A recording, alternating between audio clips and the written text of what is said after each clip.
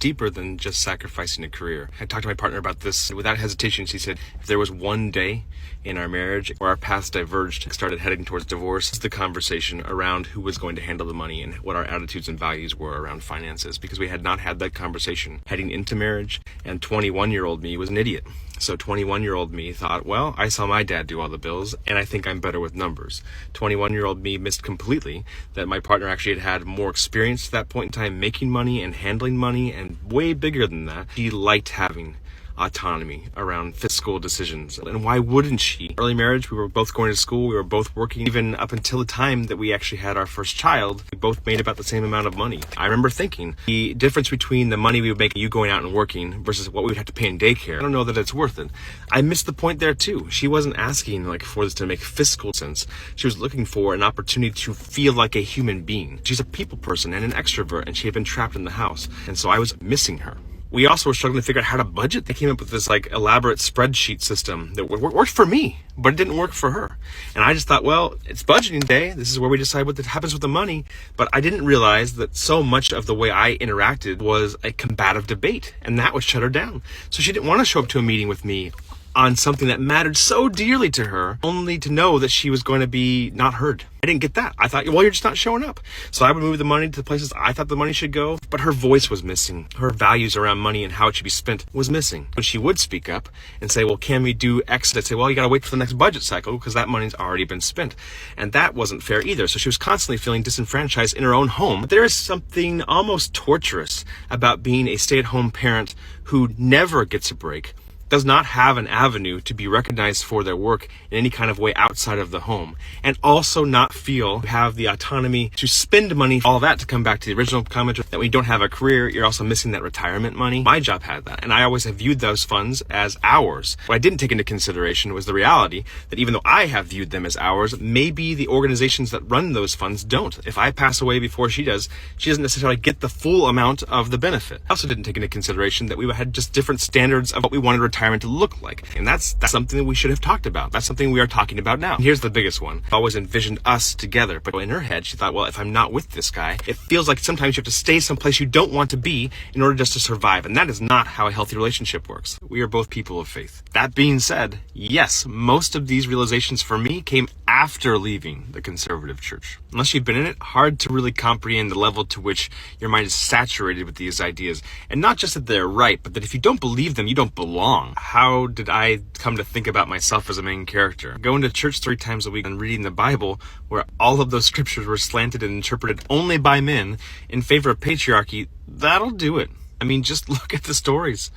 Adam and Eve. That story, my partner likes to point out correctly, gives the message that all of mankind is on a slippery slope, fast track to hell. Why? Oh, because a woman wanted something. And it's not like the stories get better. Abram's married to Sarai. He realizes that her beauty is actually a threat to his own physical safety. So he just gives her away. Lot is a pretty horrible guy. But you know who gets turned into the pillar of salt? Lot's wife. We don't even name her. She's apparently just a possession, and not an obedient one. Got Jacob, whose name later is changed to Israel. This guy actually sees Rachel and thinks, oh my gosh, she's so hot that I'm going to work for 7 years so I can get with her.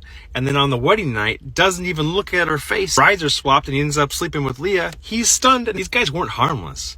You know what else is not harmless? The narrative that their mistakes were just there for God to use, and that apparently women are there just to abuse. And we have these conservative churches getting more and more radicalized into things that are further and further from anything that remotely resembles Jesus, Sermon on the Mount, or loving one another.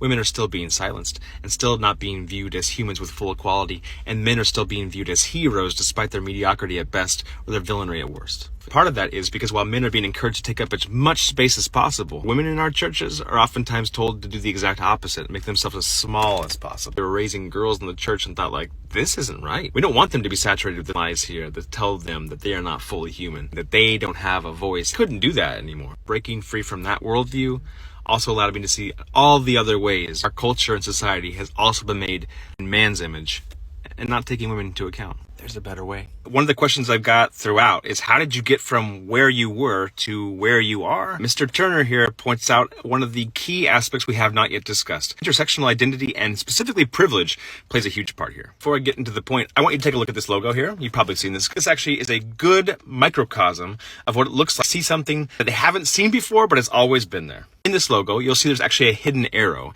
And if you don't know what I'm talking about and want a hint, take a look at the negative space, the white space, in between the capital E and the lowercase x. You see it now? Some of you do. Some of you still are like, I don't see it.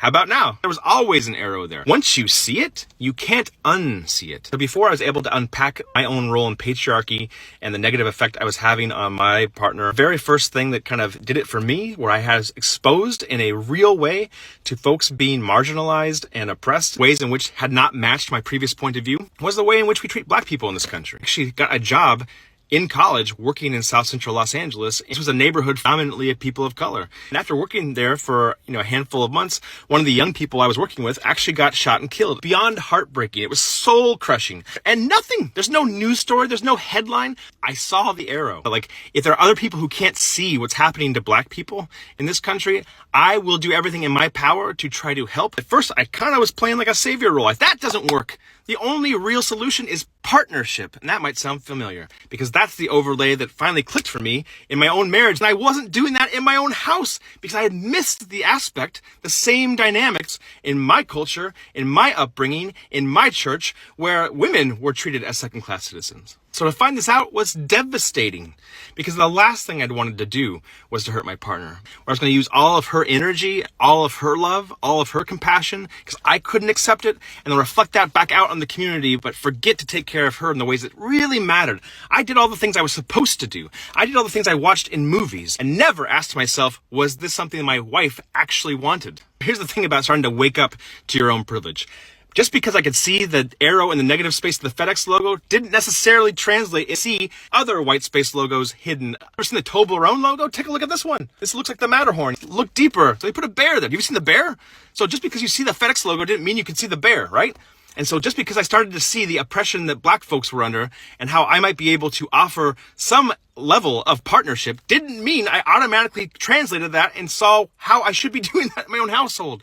And so the more intersectional privileges you have, the less likely it is that you will be able to see the thing that's right in front of your face until someone points it out. This whole series is really that. It's really an attempt and a hope and a prayer. Start seeing the things that have always been there and to have the courage to do something about it.